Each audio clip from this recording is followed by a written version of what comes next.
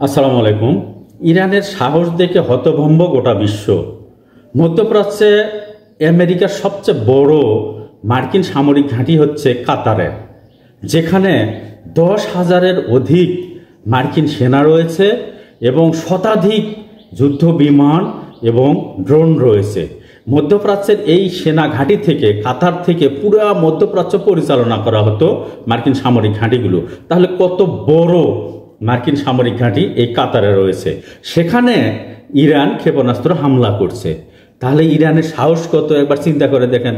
শুধু কাতারেই নয়, মধ্যপ্রাচ্যের আরেকটি দেশ, ইরানের প্রতিবেশী দেশ ইরাকের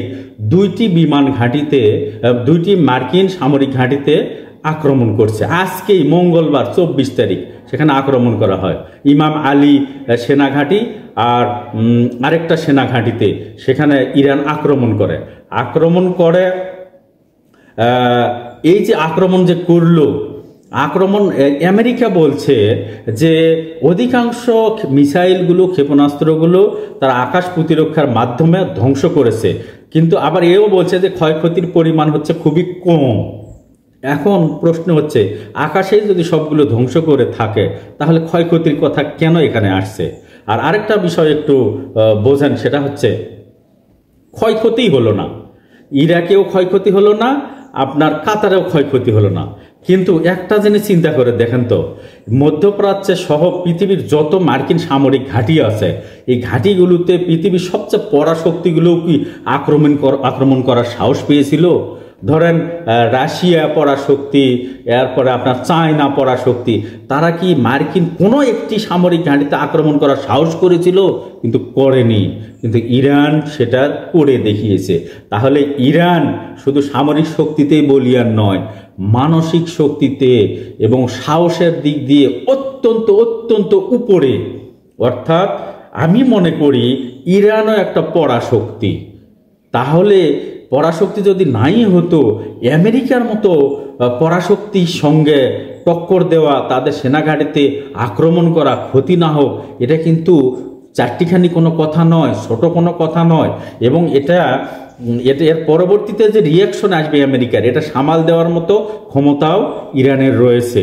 ইরানে কেন আক্রমণ করলো? আপনারা সবাই জানেন যে ইরানের 3টি পারমাণবিক কেন্দ্রে বা স্থাপনায় আমেরিকার B-2 বিমান দিয়ে বোমা ফেলে ধ্বংস করা হয়েছে। ইরান কতটা চালাক চিন্তা করে দেখেন। এই যে আমেরিকা যে আক্রমণ করবে, এই নিউজ তারা আগেই পেয়ে গেছে, এবং এই 3টি পরমাণু কেন্দ্র থেকে, মানে এগুলা মানে যুদ্ধের এই কেন্দ্র থেকে যত পরমাণু আছে, দামি দামি যত উপকরণ আছে, সব টাকে করে সরে নিয়ে গেছে রাতের অন্ধকারে। আপনারা জানেন 60 ঘন্টা ইন্টারনেট বন্ধ ছিল ইরানে। এই বন্ধ রেখে তারা সব শক্তিশালী যন্ত্র, ভালো ভালো জিনিস টাকে করে অন্য জায়গায় সরে নিয়ে গেছে। অর্থাৎ আমেরিকা সেখানে B-2 বোম্বার বিমান থেকে যে বাংকার বিধ্বংসী বোমা ফেললো, বাংকার ক্ষতি হলো, বাংকার ধ্বংস হলো, কিন্তু পরমাণুর কোনো যন্ত্র বা কোনো কিছু ধ্বংস হয়নি, এবং ইউরেনিয়ামেরও কোনো ক্ষতি হয়নি। তাহলে ইরান এখানে কতটা বুদ্ধির পরিচয় দিয়েছে। যুদ্ধ শুধু শক্তি দিয়েই হয় না, কৌশল এবং বুদ্ধি দিয়ে হয়। আপনারা জানেন ইরান থেকে ঝাঁকে ঝাঁকে যে মিসাইলগুলো ইসরায়েলে মারা হচ্ছে, সব মিসাইল কিন্তু অস্ত্র ভর্তি, গোলাবারুদ ভর্তি করা থাকে না।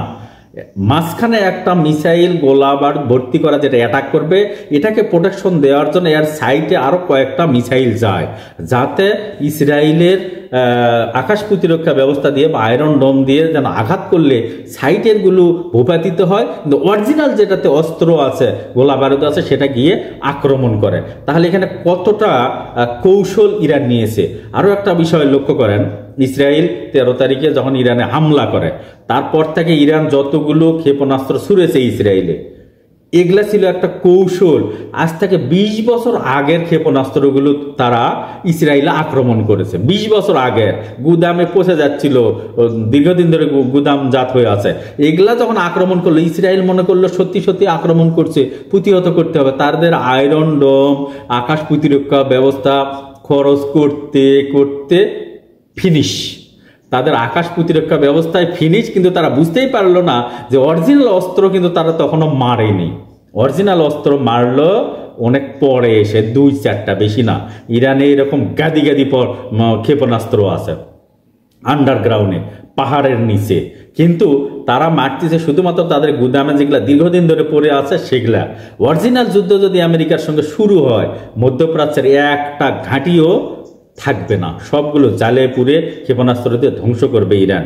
ঠিক আছে দর্শক শ্রোতা, ভালো থাকবেন, সুস্থ থাকবেন, আসসালামু আলাইকুম।